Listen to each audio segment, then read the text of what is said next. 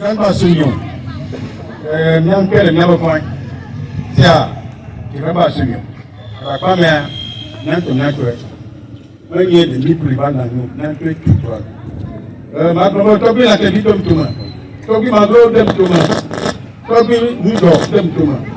Tu as bien un dem tout le monde. Tu as gogodo dem tout le monde. Tu as bilo et dem tout le monde. Ma gros salamilo. Il y a un ton milliard, il y a un ton milliard. Na doto na si mo tell me now débat mo tell me pour propia na so ado abe o so kilo na de ko kuna mi na doto me ne amare nya to ba na do na to na so do na ha le ba na ba nyawe ko me da mu no apele mi no wale àwọn mo to ejo o do o yin so Quand les merci, nous sommes à la fin de toi. Il y a une idée du juge à Olofomi. Nous sommes là où nous avons Baba Koma. Il m'a dit au soir. Nous sommes là où la Djamboma. Nous avons pas de un théâtre. Nous avons laissé un corps de tout. Nous avons pas de non. Et la manifestation. Nous avons produit après on va produire à Yoyabo. On va pour les filles. Et que bien on a déjà le nouveau. Il y a des petits. Pour nous, pour ya ah, donc manifestation pas quoi. Il y a me battre pour l'homme toujours. Parce que on a beau et grâce à la radio. Et que bien on va y avoir manifestation dans le 26, 27, 28 ici. Est-ce que bien beaucoup de pays, alors pas de pays, le qui là n'a pour la joie. Dès que bien on a déjà le nouveau et va y avoir dans les pays. Il politique nous avons la manifestation. Mais ça, une manifestation phare. Il y a des journées. La manifestation. Il y a des béats. Il y a des béats. Il y a des béats. Il y a des béats. Il y a des béats. Il y a des manifestation à la parole. Oh vieux, je dis encore, on va encore la parole. Il y a encore les dignifiés. On peut aller dans le souvenir de l'eau. Il y a un million de là-bas. Après, la famille, le mec a parlé, la famille, il soit à les causes, on peut faire là. D'accord, mais tu parles comme un peu. Là où est bateau, qui a fait par l'eau. On parle l'autre, vous devez dire les vainqueurs. Quand tous les cas, le tien. Quand on est vite, soit de voir ton cancer d'amis, comme il y a pas de bruit. Marche. Nous, on a parlé de ça. On est calme. Là, on est par l'autre, on est sur le rond-point. Nous, par contre, on est trop. Nous, par contre, on est trop. Là, regarde, moi, Bénican, quand tu m'as promis Bénican, vraiment, vous. Papa est très bien. Je suis pas le Dakar, mais ma coupe, je suis venu le rock. Donc, à Manchia, là, il peut la femme, on a il est quand même. Là, il est tout peu, mais il va, lui me colle, mais papa est là, il nous, il pas quoi, Manchia, mais là, pas la femme. On a le moment là, et Tabiani, à la femme, à la marche, mais à vous. Nous sommes là, on a le monde qui peut jouer là, on est.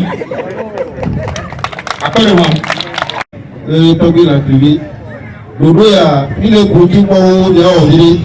Eni dijo kare nimi. Kafla jandre ya pata adapama komile. Politique du plan jole. Fait kané apakele le ya. Nti fafa na pata biro la ji fafa. ne ntita fɔlɔ mu le wa bɛ kan ne bi kele la ma tɛ fo misɔ o da gaze misɔ n'o da gaze ne gaze kakari ɛsɛ gaze di sa mele fiya mu le wa donc n'o le gbɔ ntifa fa bɛ nya mɛ de kuku na da kpɔmɔ dukua yakpata bi abɔ bɛ tu ya de susu akpɛrɛ kele nya wɔ mɛ nɔ ntifa fa mu amele gbɔngba na hɔn bɛ yin nɔ bia ne ba bɛ wɛ ɛgbɔ ntifa fa nyi ndi yakpata bi wala nbuli ne ebi mɛ nbuli ne ntifa fa mi mɛ wɔ ne kpo eti mi ata akpɛrɛ mi afɔ ke kurukuru fifia bɛ adakpa mu wɔna ga bɛ wɔna maasi wa yàtò pé bètò màá ṣe àmì sọtọ kó wà ní àmúrò mi di sàmì ikú mọ́mọ́ ní akpọ́ mi náà lè mọ́ kọ́ ẹ̀dùnkún wa ní mọ́ kọ́ àdàpọ̀ mi bí ẹgbẹ́ rẹ̀ lè bọ́ mọ́mọ́ dọ́kà ńkẹ́ ẹ̀jọ̀bẹ̀ ní àwọ̀ ní àná ńzọ̀ ní ẹ̀yà mọ̀ kó sọ́nà kùkẹ́ sọ́fánà ẹ̀ ní má gbàdé susúré lápátá ní ó bẹ́ẹ̀ máa ṣe lè lẹ́lẹ̀ náà yìí làfíà àwọn olè làpọ̀ mi à lẹ́lẹ̀ kó àmúrò fúdù àgbà fúdù lè nípa mi ọ̀mù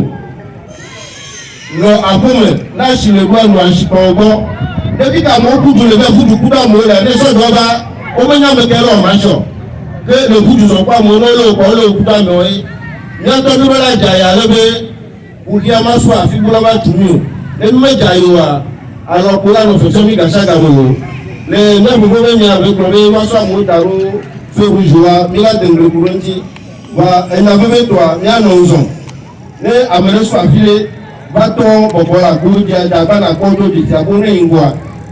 Ne wo tó bẹ́ẹ̀ náà ilé kòfí bá gbójà kòfí dáná ló ra ńgọ̀ pàmí àwọn ọ̀dọ̀dọ̀ ká bọ́ àdógó la dàpọ̀ mẹ́rin lò agbẹ́nàmì. Abe yin tɔ na be comédien Bravo 2000. Bon ma gblɔ be wotrɔ ya ma gbɔ mi kpɔ ne ke mi le parce que tɔ me le ne se nya ka bɔ ma se be nene tɔgbi nakili premier be nene deli.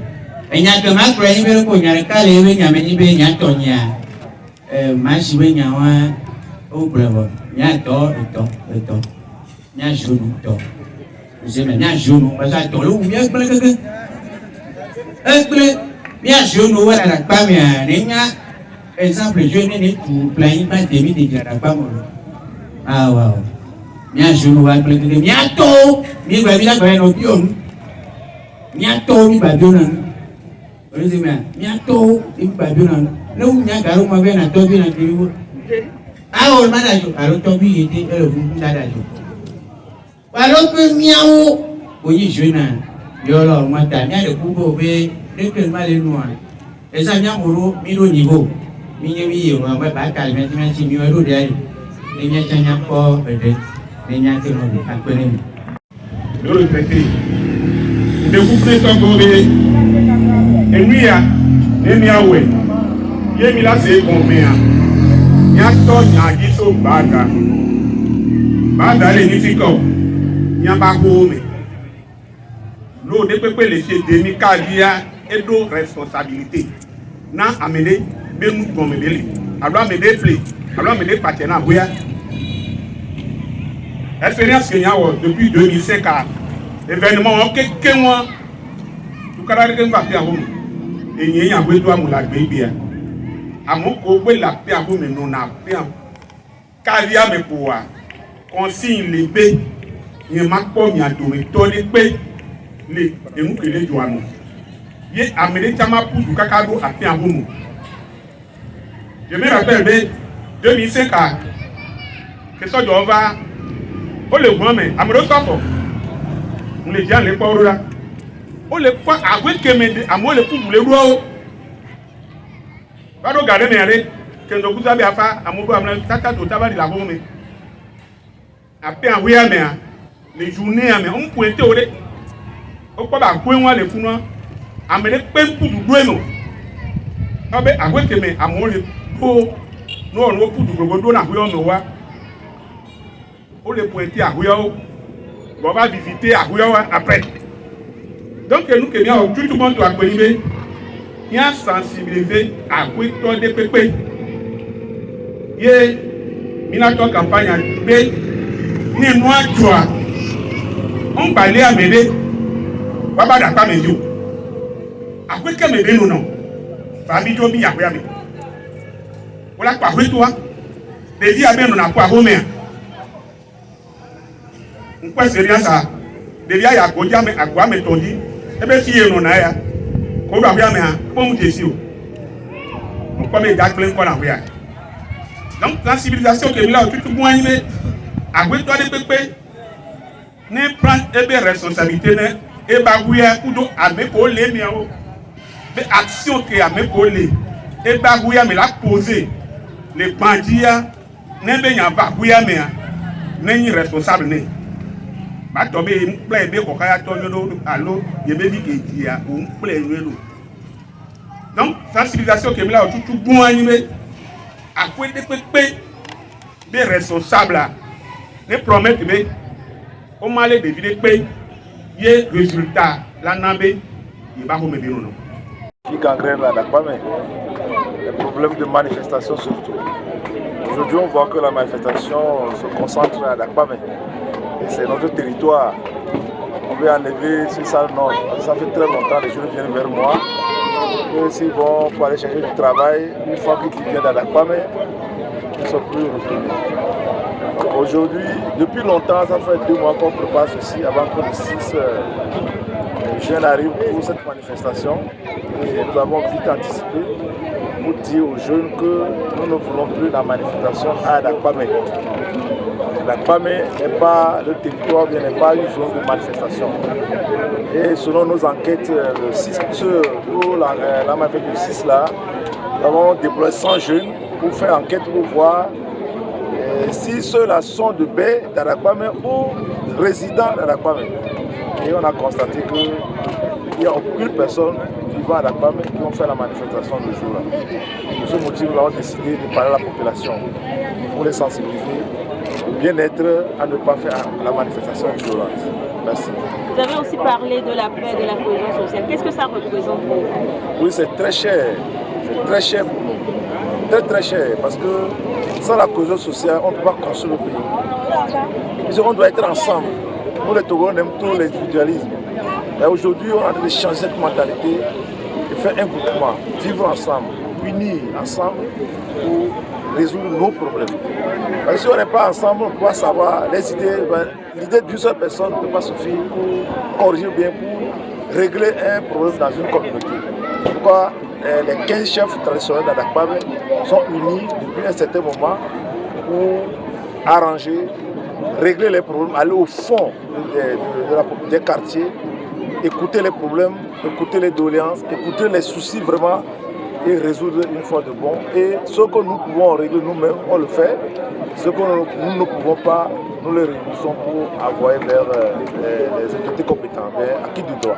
Donc oui, vous avez un message à l'endroit de ceux qui vivent sur le territoire congolais à Dakpamé précisément et qui veulent se manifester. Oui, nous avons entendu parler d'une manifestation, des manifestations du 26, 25, 26, 27, 28. En tout cas, ici, nous sommes bien préparés pour empêcher toute manifestation à Dakpamé. Nous ne refusons pas les manifestations. Si une manifestation est autorisée, comme c'est écrit dans la loi, nous les autorisons. Mais si une manifestation n'est pas autorisée, là, et la personne désire vraiment bien, il est désireux de manifester, il n'y a pas de problème, il va dans son village, mais dans sa ville, pour manifester là-bas. Mais manifester ici, à Dakpamé, nous n'allons pas accepter. Puis après la manifestation, nous-mêmes aussi, nous allons venir manifester chez toi. Et nous ne serons pas violents, mais nous allons te citer les lois de la Dakpamé qui te permettent à ne plus vivre sur le territoire à Dakpamé.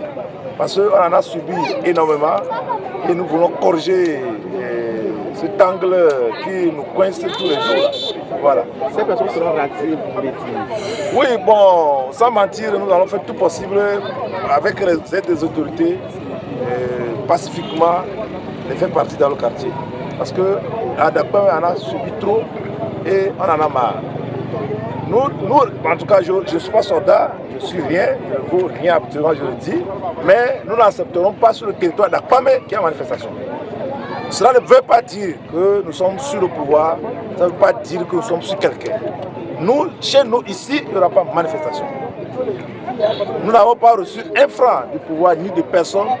C'est de notre propre chef que nous avons décidé qu'à partir d'aujourd'hui, nous allons vivre en paix à Dakpamé.